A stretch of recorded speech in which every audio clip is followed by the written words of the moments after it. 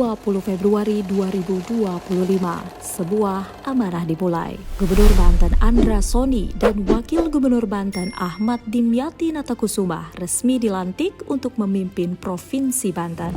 Bukan sekedar seremonial, tetapi titik awal janji-janji yang dulu diucapkan di panggung kampanye, kini diuji dalam kerja nyata. 1 tahun berlalu, pertanyaannya sederhana.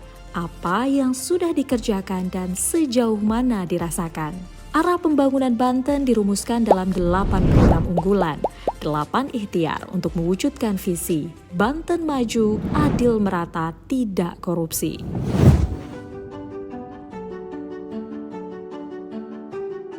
Pembangunan dimulai dari hal paling dasar, jalan yang bisa dilalui, desa yang terhubung. Melalui program Bangun Jalan Desa Sejahtera, hingga akhir 2025 telah dibangun 62 infrastruktur desa berupa 61 ruas jalan dan 1 jembatan. Sebagian besar berada di Pandeglang dan Lebak, membuka akses pertanian, pendidikan, perikanan hingga pariwisata.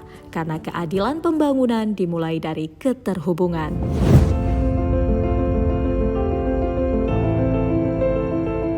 Kesehatan tidak boleh bergantung jarak dan kemampuan. Dalam 1 tahun, 2 rumah sakit di wilayah selatan mulai beroperasi. Rumah Sakit Umum Daerah U.S. Korni di Lebak dan Rumah Sakit Umum Daerah Irsyad Juwaili di Pandeglang. Layanan radioterapi dan kemoterapi kini tersedia di Rumah Sakit Umum Daerah Banten. Program cek kesehatan gratis telah menjangkau lebih dari 4,1 juta warga.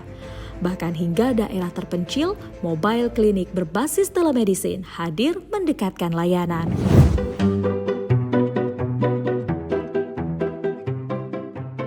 Pendidikan adalah janji yang paling sering diucapkan dan paling ditunggu pembuktiannya. Pada tahun pertama, program sekolah gratis dijalankan untuk SMA, SMK, dan SKH swasta.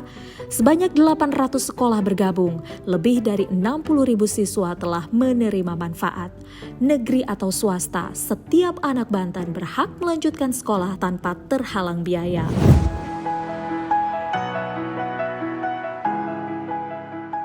Desa tidak hanya dibangun infrastrukturnya, tetapi juga manusianya. Melalui program Sarjana Penggerak Desa, generasi muda desa mendapat beasiswa hingga 20 juta rupiah sesuai potensi lokal. Di sektor pangan, luas panen padi mencapai 347.000 hektar dengan produksi 1,8 juta ton. Sektor pertanian, kehutanan, dan perikanan tumbuh 11,73%, tertinggi di Banten.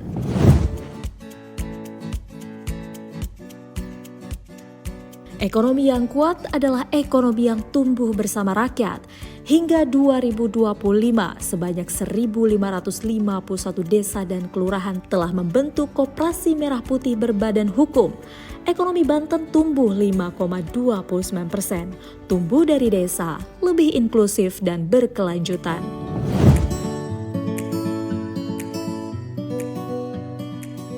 Banten indah bukan hanya tentang destinasi, tetapi tentang rasa adil dan kepercayaan publik.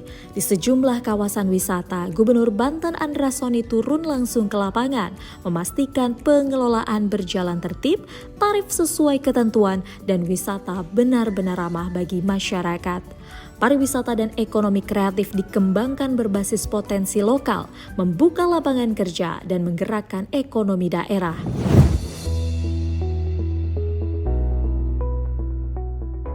Iklim investasi yang sehat menciptakan peluang kerja. Hingga 2025, realisasi investasi Banten mencapai 91,5 triliun rupiah, menempatkan Banten di peringkat 4 nasional.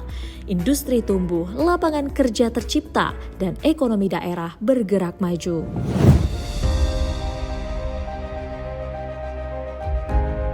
Pelayanan publik adalah wajah pemerintahan.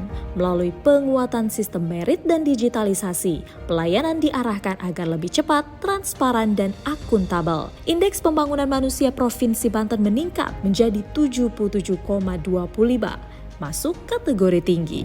1 tahun bukan akhir perjalanan, ia adalah fondasi. Tidak semua persoalan selesai, namun arah sudah ditetapkan dan langkah telah dimulai. Pemerintah Provinsi Banten di bawah kepemimpinan Gubernur dan Wakil Gubernur terus berusaha menepati janji, pelan tetapi nyata. Karena pembangunan sejati bukan tentang siapa yang paling keras berbicara, melainkan siapa yang paling konsisten bekerja.